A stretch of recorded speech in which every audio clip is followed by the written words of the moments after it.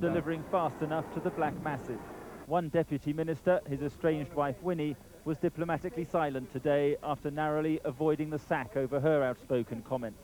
I am a Sahabian twice. But from the president, a hardline speech, he understood township frustrations, but wouldn't tolerate what he called the forces of anarchy. A small minority in our midst, which wears the mask of anarchy, will meet its match in the government we lead. And a powerful message aimed at subduing the expectations of millions of blacks demanding rapid economic upliftment, what he condemned as the culture of entitlement. All of us must rid ourselves of the wrong notion that the government has a big bag full of money. The government does not have such riches. But President Mandela is acutely aware that unless he makes more visible progress in addressing the needs of the masses, the threat increasingly is to the stability of the new South Africa. And as if to underline the problem, as the president spoke, thousands of township students took to the streets, protesting at overcrowding in schools and poor resources. Just one challenge for President Mandela and his fledgling democracy. Mark Austin, News at 10, Cape Town. It could be just the thing for driving in wet or wintry weather. A computerized braking device that stops your car skidding out of control. Scientists are putting it through its paces in the worst possible driving conditions in the Arctic Circle. From there, ITN's Mark Webster sent this report. Close to the Arctic Circle, some of Europe's biggest car companies test new developments in the most arduous conditions. Temperatures here can sink to 40 degrees below. But even on a frozen lake, it's impossible to make this car skid because it's fitted with a revolutionary electronic stability program, ESP. Where the system really starts to make a difference is at speeds even on sheet ice of 50 miles an hour, you can actually steer with the ESP system, and the car will automatically cope. Take it off, and you skid all over the place. The car on the right of the screen has the system fitted. The car on the left doesn't.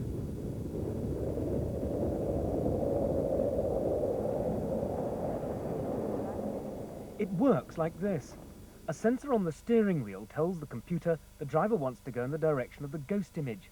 A sensor on the wheel says the car's skidding. So the computer automatically puts the brake on one of the back wheels, putting the car safely back on course. But there are fears that fitting fast cars with airbags, anti-lock braking and now this would encourage bad habits. The one worry about the system is that there are a type of driver who will use this sort of backup system as an excuse to take extra risks, to go faster than he does now in conditions where he wouldn't drive fast now. The car makers reply that for the majority of drivers, this sort of technology could literally prove a lifesaver. Mark Webster, News at 10, the Arctic Circle. In our coverage of soccer hooliganism over the last 2 nights, we've reported that many of those involved belong to organized racist groups. It's a strange contradiction in a sport where so many prominent players are black. One consequence of soccer's racist following is the fact that there are terribly few black faces on the terraces. In our special report tonight, Graham Miller looks at what's being done to combat racism in football.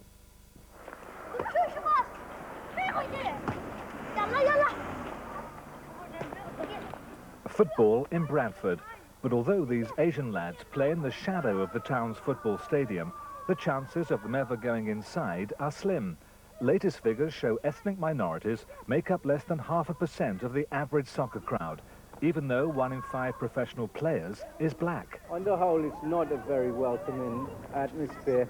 It's quite hostile, actually, and especially if you're sitting next to somebody who's shouting racist abuse at the opposition players. You know, how can you feel comfortable with that? I personally wouldn't go because I don't want any trouble. You know, it just seems to be getting worse and more intolerable. That's what I find disturbing about it. Abuse from supporters is established as the main reason you seldom see black faces on the terraces. Experts believe fascist elements have hijacked football and other televised sport for their own political ends.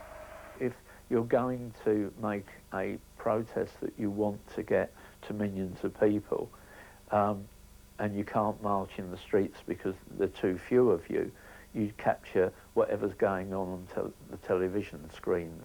And if you look back over the last couple of years, there's been incidents at cricket matches, football matches, rugby matches.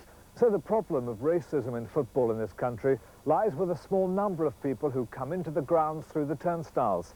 The clubs say they're doing all they can to eradicate the problem, a move started here in South London at the Valley, the home of Charlton Athletic. Charlton launched a campaign called Red, White and Black to the Valley to kick out the racists.